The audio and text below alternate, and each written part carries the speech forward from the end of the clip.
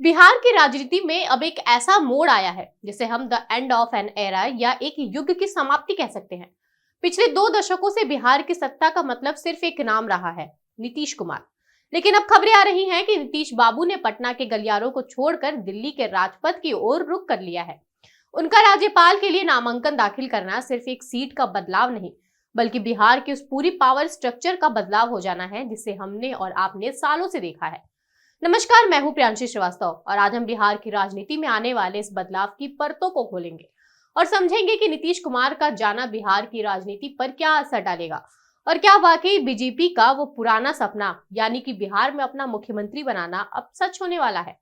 बात शुरू होती है नीतीश कुमार के उस फैसले से जिसने सबको चौंका दिया।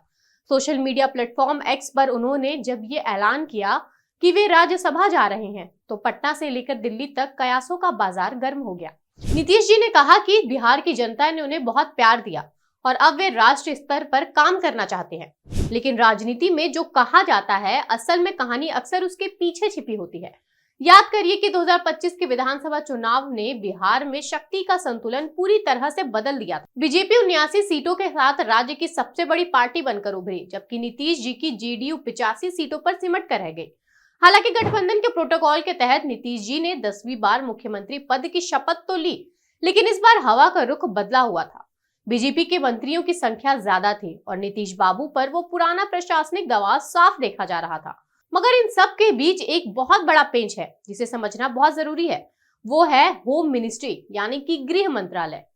सूत्रों की माने तो नीतीश कुमार ने राज्यसभा जाने और मुख्यमंत्री की कुर्सी छोड़ने से पहले एक बहुत ही सख्त शर्त रखी है। शर्त यह है कि भले ही बीजेपी का मुख्यमंत्री बने लेकिन गृह मंत्रालय जेडीयू के पास ही रहेगा। अब आप सोच रहे होंगे कि ऐसा क्यों, लेकिन बिहार की राजनीति में गृह मंत्रालय सिर्फ एक विभाग नहीं है, ये वो पूरा रिमोट कंट्रोल है जिससे पूरा राज्य चलता है। पुलिस प्रशासन और ट्रांसफर पोस्टिंग की ताकत इसी के पास होती है। नीतीश जानते हैं कि अगर जेडीयू के पास गृह मंत्रालय रहता है तो सत्ता की चाबी अभी भी कहीं ना कहीं उनके हाथों में रहेगी। ये एक ऐसा चेक एंड बैलेंस है जो बीजेपी के लिए सिरदर्द बन सकता है, क्योंकि बिना गृह मंत्रालय के कोई भी मुख्यमंत्री ट्रूथलेस टाइगर जैसा महसूस करेगा। हालांकि बीजेपी और जेडीयू का ये रिश्ता 2005 से चला रहा है। एक लंबा दौर था जब जेडीयू बड़े भाई की भूमिका में थी और बीजेपी जूनियर पार्टनर बनकर खुश थी। लेकिन 2020 के चुनावों ने इस रिश्ते की बुनियाद हिला दी। उस वक्त बीजेपी ने 74 सीटें जीती और जेडीयू सिर्फ 43 पर रह गई। तब भी बीजेपी ने अपना वादा निभाया और नीतीश जी को ही कुर्सी पर बिठाया। लेकिन कार्यकर्ताओं के मन में एक छटपटाहट थी कि आखिर कब तक हम दूसरों के कंधे पर बंदूक रखकर गोली चलाएंगे। मगर अब जब नीतीश जी खुद पीछे हट रहे हैं तो बीजेपी के लिए एक हिस्टोरिकल मोमेंट है।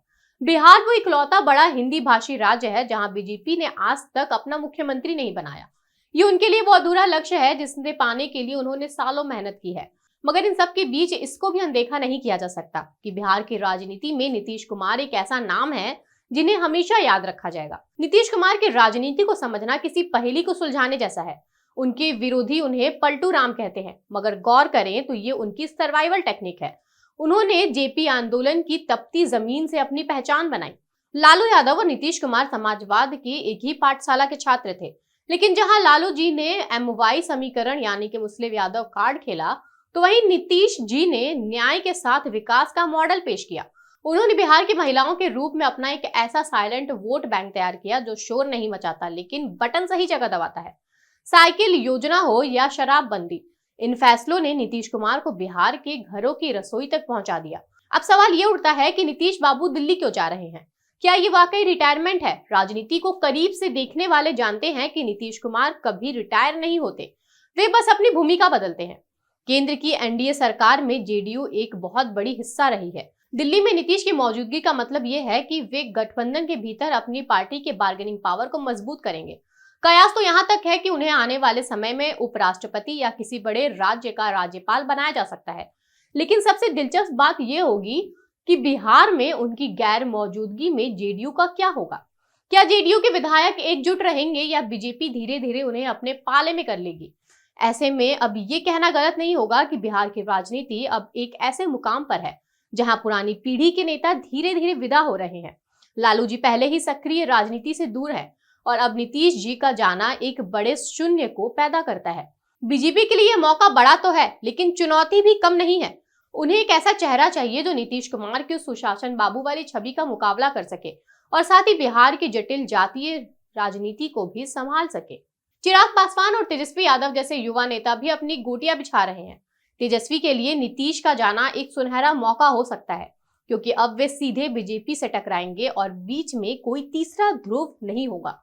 इस पूरे बदलाव का सबसे बड़ा असर बिहार की नौकरशाही यानी कि ब्यूरोक्रेसी पर पड़ेगा।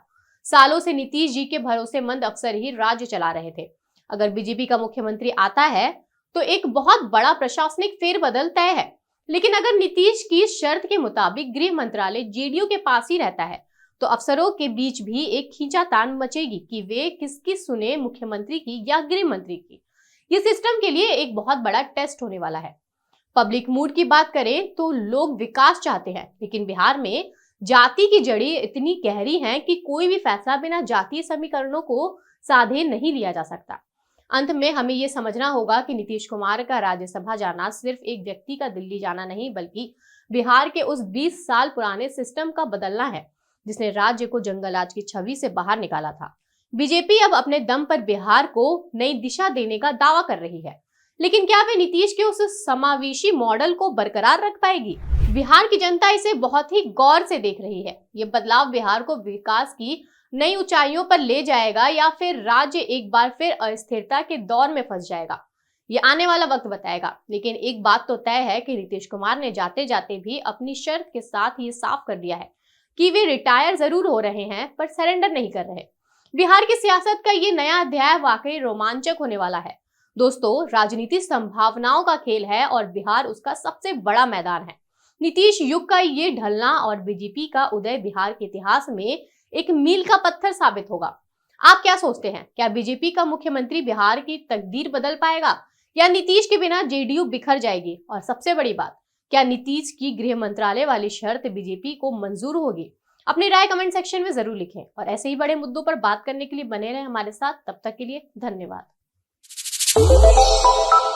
श्रेष्ठ भारत पर खबरों से जुड़े रहने के लिए चैनल को सब्सक्राइब और लाइक करें, बेल आइकन दबाएं और देखते रहें श्रेष्ठ भारत।